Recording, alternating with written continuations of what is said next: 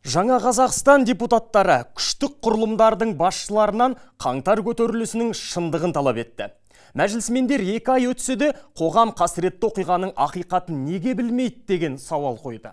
Аманат партиясының 25 депутаты қол қойған сауал су жаңа бас прокурор Берік Асыловтың атына жолданды.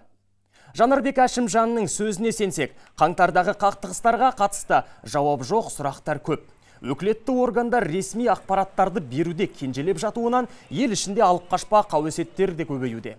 Қаңтар оқиғасында ұсталып, артынан қамалғандардың жай-күйі қандай? Оларды арандатқан кім болып шықты? Жалпы тергеудің өзі қашан аяқталады?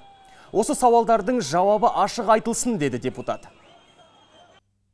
Еліміздегі ірі қалалардағы әкімшілік орындары мен бизнес нысандарына, күштік құрылым ғимараттарына шабуылдаған кімдер?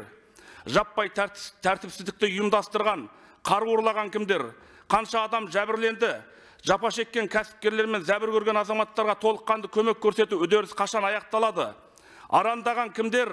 Арандатқан кімдер? Өртеніп жатқан ғимараттарға бас ирағын үйтіп жүрген кімдер? Қаңтар оқиғасы бойынша Алматыда 82 қылмыстық іс сотқа түскен. Оның тең жартысы қаралып жатса, қалған 41-не үкім шықты. Қылмыстың басым бөлігі 188 баптың 3 бөлігі ұрлық фактісімен қозғалған. Ол бойынша 2 және 4 жылға дейін бас бостандығынан айыру жазасы кесілді.